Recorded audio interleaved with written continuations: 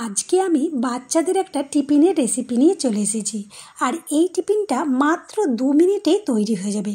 2 minute সময় লাগবে না, তবে হ্যাঁ, আমি অনেকটা পরিমাণ করেছি, তার জন্য কিন্তু 2 মিনিট লেগেছে।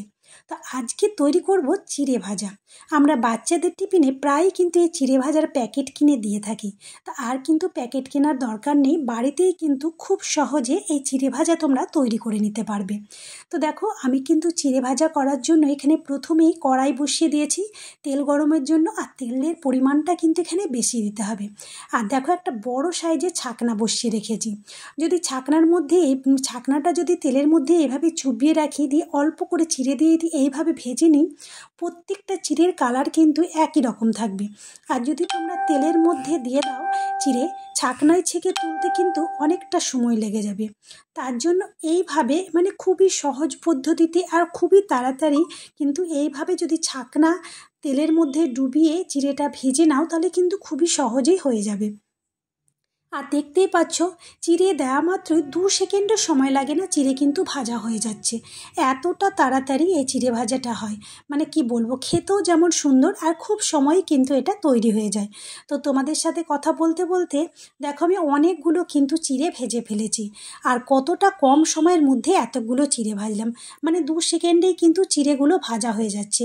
অল্প একটু চিড়ে দিয়ে 2 সেকেন্ডেই এত সুন্দরভাবে চিড়ে ভাজা হচ্ছে, কি বলবো। আর এখানে দেখো, আমি থালার মধ্যে একটা বড় পেপার নিয়ে নিয়েছি। পেপারের মধ্যে কিন্তু চিড়েগুলো ভেজে হালকা একটু তেলটা ঝরিয়ে নিচ্ছি, তারপর ওর মধ্যে দিয়ে দিলাম। এক্সট্রা যে চিড়ের তেল থাকবে, সেই তেলটা কিন্তু পেপারে লেগে যাবে, তাই তেলের নিয়ে কিন্তু কোনো ভয় নেই। তো দেখো, এখানে আমি এবার বাদামও ভেজে নিলাম, কিছুটা চিনে বাদাম। তারপর এখানে নিয়েছি কারি পাতা। তো এখানে আমি 4-5 পিস দেখো ডাঁটা সমেত কারি পাতা নিয়ে নিয়েছি।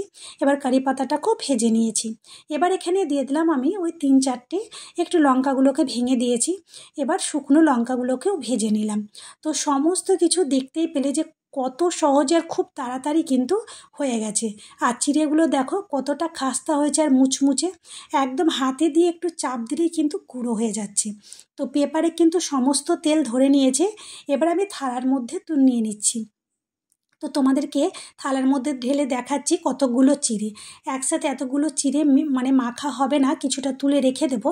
তো এক থালা ভর্তি কিন্তু চিড়ে ভাজা হয়েছে। এবার এর মধ্যে আমি দিয়ে দিলাম বিট নুন আর দিয়ে দিলাম চাট মশলা, চিড়ের ভাজাটা খেতে আরও সুন্দর লাগবে, তার জন্য এখানে চাট মশলা দিয়েছি। তারপর এখানে দিয়ে দিলাম বেশ কিছুটা পরিমাণ ভুজিয়া। আর যে বাদাম ভেজে রেখেছি, সেই বাদাম ভাজাও দেবো। আর দিয়ে দেবো প্রথমেই কারি পাতা। তো কারি পাতার বোটা থেকে দেখো পাতাগুলো ছাড়িয়ে নিলাম। আর কিছুটা কারি পাতা হাত দিয়ে একটু ভেঙে দেব। এই কারি পাতার ফ্লেভারটা খেতে এত ভালো লাগে চিড়ে ভাজার মধ্যে, কি বলবো। চিড়ে ভাজা হোক চানাচুর হোক, ভীষণ ভালো লাগে খেতে। এবার দিয়ে দিলাম বাদাম ভাজা। এবার সমস্ত কিছু একটু হাত দিয়ে খুব ভালো করে মাখিয়ে নিতে হবে। আর শেষে দিয়ে দিলাম সেই লঙ্কা ভাজাগুলো। তো দেখতেই পেলে আমি এতটা চিড়ে 2 মিনিটে ভেজে ফেলেছি। তো তোমরা তো অল্প যদি করো, তাহলে কিন্তু আরও খুব কম সময়ে টিফিনটা তৈরি হয়ে যাবে। তো এই মুচমুচে চিড়ে ভাজা রেসিপি তোমাদের কেমন লাগলো অবশ্যই কমেন্ট করে জানাবে। যদি ভালো লেগে থাকে একটা লাইক করবে। আর যদি খুবই ভালো লেগে থাকে বন্ধুদের সাথে শেয়ার করতে ভুলবে না। তো আজকের মতো ভিডিও এখানেই শেষ করলাম, ফিরে আসবো নতুন ভিডিও নিয়ে। বাই।